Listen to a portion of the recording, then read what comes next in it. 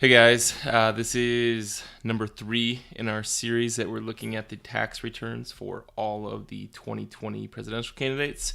There is, I believe, 20 different people at this point that have thrown their hat in the ring. I don't know how many have released their tax returns, but I'm guessing at some point all of them will be. So I expect we'll be doing at least 20 of these, and this is number 3. And today we're going to look at Senator Cory Booker. And the first two we did Mayor Pete Buttigieg, and last week we did Senator Kamala Harris, and those were two vastly different returns. Mayor Pete had basically nothing going on except W-2 from him and his husband. Kamala had her W-2, her writing self-employment income, and then her husband's very large business income.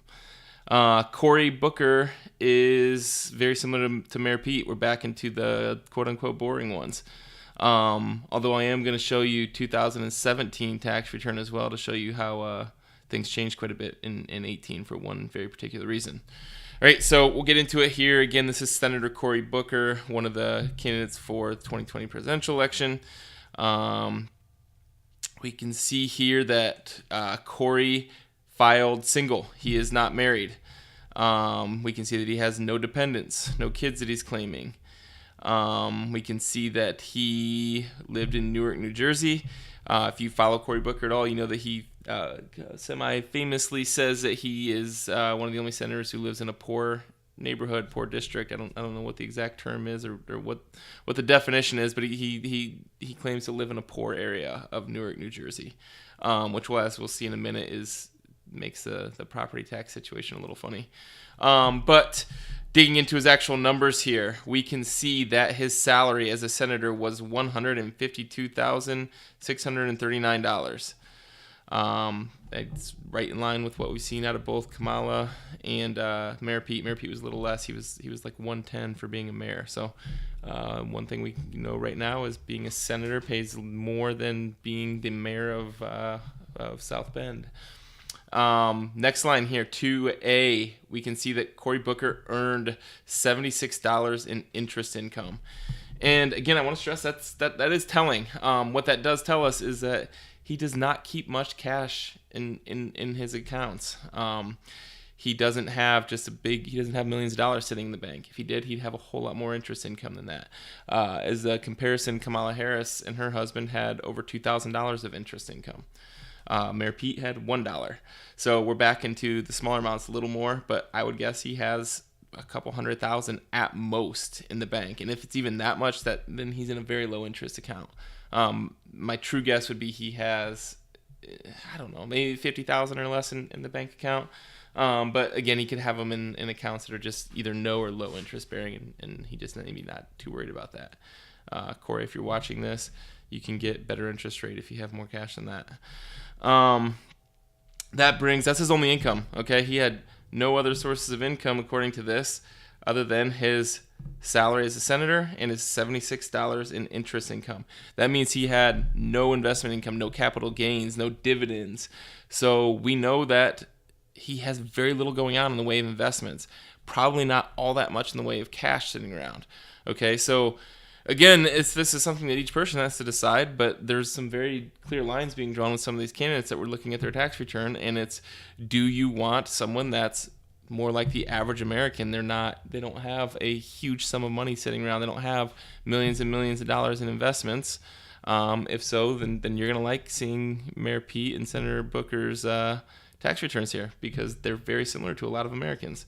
If you want someone that you say, hey, I want someone that's been there, that has achieved financial success so they can lead us as a country there, then Senator Harris was more to your liking at this point as far as tax return. But there's merits each way, so that's why we're looking at these, so you can decide for yourself.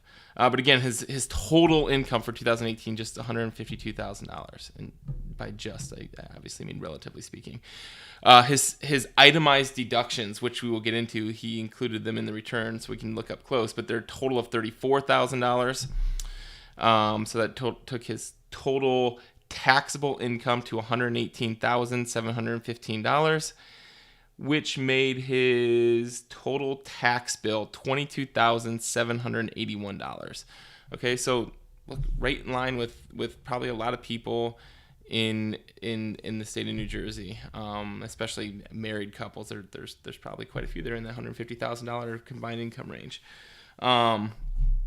He paid in $29,446 with his W-2 earnings. So Cory Booker received a nice refund this year of $6,665. He did not apply it to next year's taxes. He took it all as an actual refund, had it deposited into his account. So there you go. He had a windfall of $6,600. There's really not that much to this one, but let's look at his standard deductions here. Or I'm sorry, his itemized deductions, not his standard deductions. So if you remember from Senator Harris, I kind of pointed out how the new tax law hurt them pretty bad because it limits your state and real estate property tax deduction to $10,000 total. All right, and it had hurt the Harrises to the tune of over $200,000. They lost over $200,000 in deductions. Senator Booker also got hurt with this law. In years past, he would have had $36,000 in deductions based on his $25,815 in state income taxes and $10,211 in real estate taxes. Because of this new law, that's limited to a total of $10,000. So he lost basically $26,000 in deductions. So aside from the whole Democrat versus Republican thing, he probably was not thrilled with President Trump over that tax law change.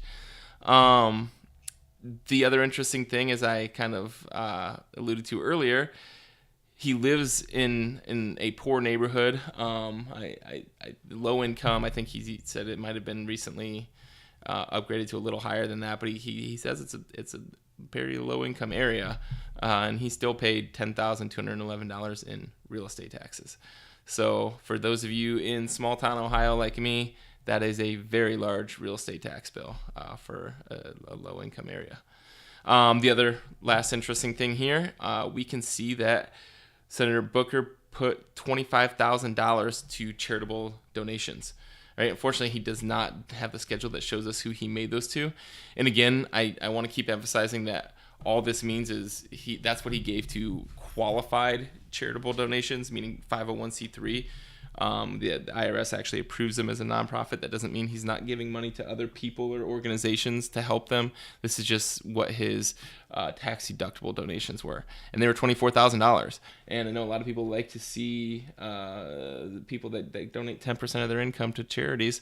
Well, he was at $150,000 of income and donated $24,000 to charity. So well over that 10% number. Actually, getting closer to double that. So yeah, pretty generous for Senator Booker. But all told, he had $34,000 of itemized deductions. So that's actually it for Senator Booker's 2018 tax return. He had very little going on. The only other thing I want to show here, this is his New Jersey tax return. And right here we can see that he paid $8,200, $8,248 in state taxes to the state of New Jersey. So that's he in total taxes, he had about $22,000 to the IRS. He had about $8,000 in New Jersey. So he paid a little over $30,000 in taxes in 2018. Certainly no small tax bill, nothing to laugh at, but it's relatively speaking compared to what we'll see with some of these candidates, what we saw with Senator Harris, it's a pretty low amount. So that's it for 2018. Quickly here, I want to bring up 2017's return, which you should be able to see now. This is again 2017, and the format of the tax returns was different in 2017. It changed under the new tax laws, so this will look a little bit different. We can see here he had $154,000 in his salary, so actually his salary seems to have gone down a little bit from 2017. We can see that he actually had $283 in interest, so almost more than triple what he had in 2018. And we'll see probably why is this number right here, line 17, $275,250, which if we scroll down here, and actually real quick here, this is where you can see where that difference was. Senator Booker had $32,000 in his state tax deductions for 2017. That's where he lost all of those under the new tax laws in 2018. So went from $32,000 to $10,000. His donations were $20,000. So interestingly enough, he made quite a bit less total income in 17, and also gave less to charities. But the reason I wanted to show this return, we're going to Schedule E here, and we can see that he made $325,000 in royalties, which I can be almost 100% sure came from book royalties. And I find it a little odd. I mean, that doesn't mean anything was wrong, but it's crazy that he went from $325,000 to zero from 17 to 18. And my guess is the reason for that is when he wrote the book, and I don't know what year he wrote the book, but they seem to be on his return as far back as 2009. But my guess is those royalties as part of the book deal were set to only come for X number of years. So that's why apparently they ran out in 2017. So his income, he had some expenses with it. He paid commissions, probably the agent or whoever there, legal fees of $1,000. Probably had some contract writing, something like that. But after all his expenses, he made $275,000, $250 from his book deal. Okay, so he lost $275,000 in income from 17 to 18. So no small amount. One more interesting thing here for tax nerds. Cory Booker, Senator Booker, did not pay self-employment taxes on his royalties. And that is the correct way to do that, assuming he is no longer writing, which, as we can tell from 18, he was no longer writing. He's no longer making money from writing. If it's not something he's actively engaged in, he does not have to pay what they call self-employment tax, which is just Social Security and Medicare tax. However, Senator Harris and several other politicians that we'll see on their returns did pay self-employment tax on those. And my guess is she did not have to do that. So, yeah, Senator Harris, maybe you need to question your CPA on that one. I think my limited opinion, you should have been like Senator Booker and not paid self-employment tax on that. So, yep, that's it. That's it for Senator Booker. Again, just a quick summary. He made $152,715 adjusted gross income for all of 2018. So again, he's much closer to the average American family than, say, Senator Harris. Next week we are going to do Elizabeth Warren, and she has a very interesting return. She's more in line with Senator Harris. Which is kind of interesting that the two men we've done have had very simple, quote-unquote, boring returns, and the two women will have had far more interesting ones. But that's it. We'll see you next week.